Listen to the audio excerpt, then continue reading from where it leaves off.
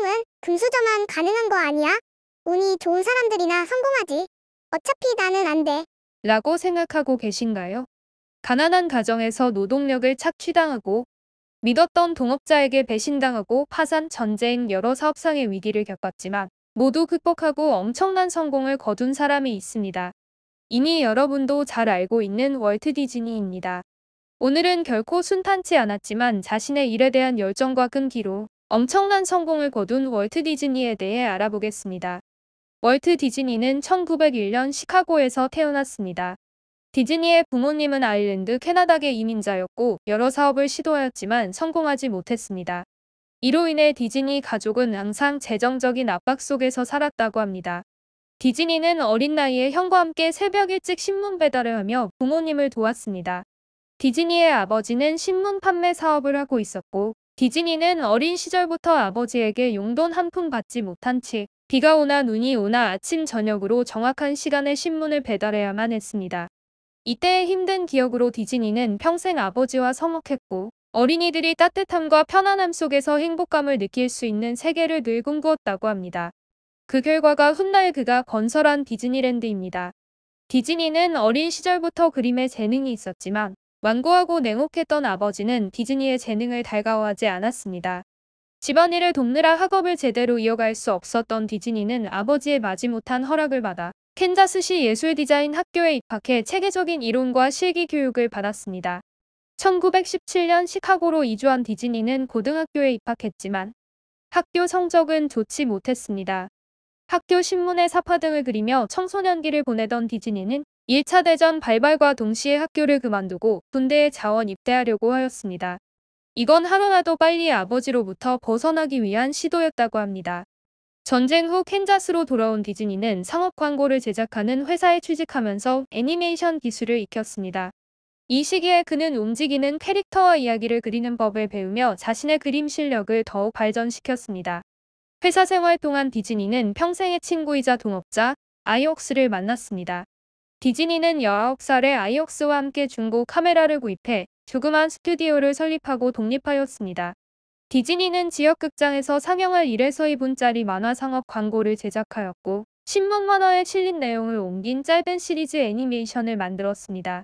그러나 당시 애니메이션은 새로운 분야였고 드는 노동력과 제작비에 비해 시장이 좁고 이해도도 낮아 재정적으로 고전을 면치 못했습니다.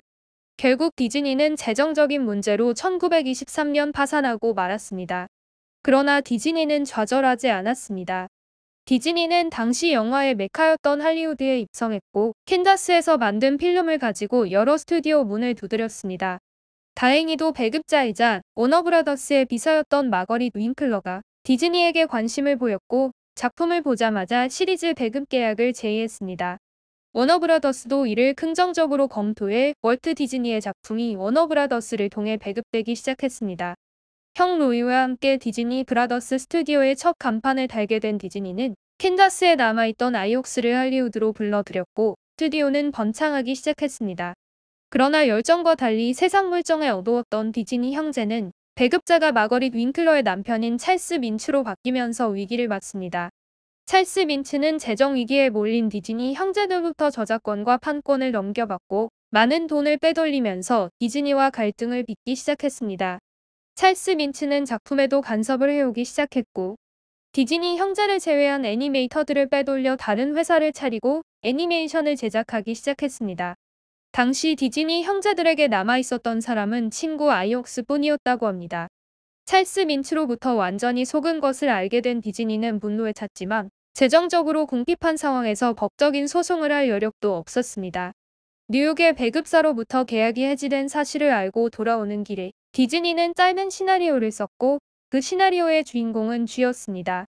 할리우드로 돌아온 월트 디즈니는 이 시나리오를 아이옥스에게 보여주었고 두 사람은 캐릭터를 구상하기 시작했습니다.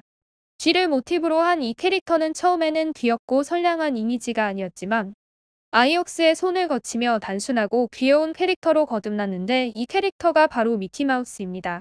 미키마우스의 첫 번째와 두 번째 애니메이션은 배급사를 찾지 못했지만 세 번째 애니메이션인 증기선 윌리가 마침내 큰 성공을 하게 됩니다. 증기선 윌리는 미키마우스의 목소리를 더빙한 최초의 유성 애니메이션입니다.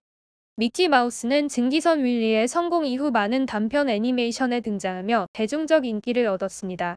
미키 마우스는 전 세계적으로 알려지게 되었고 애니메이션 산업의 아이콘으로 자리 잡았습니다. 1937년 디즈니는 장편 애니메이션에 도전해 첫 작품으로 백설공주와 일곱 난장이를 공개하였고 결과는 대성공이었습니다. 1940년대에는 피노키오, 덤보, 밤비, 도널드 덕 애니메이션을 제작했지만 2차 세계대전으로 시장이 축소되면서 디즈니는 또 한 번 위기를 맞게 됩니다. 2차 대전 중에 월트 디즈니 프로덕션은 재정적으로 상당한 적자에 시달렸고 사내 직원의 절반을 해고하는 등 어려움을 겪습니다. 종전 후 1950년대에는 신데렐라, 이상한 나라의 앨리스, 피터팬 등 동화에 기반을 둔 애니메이션들을 잇따라 개봉했는데 그때마다 폭발적인 인기몰이를 하게 됩니다.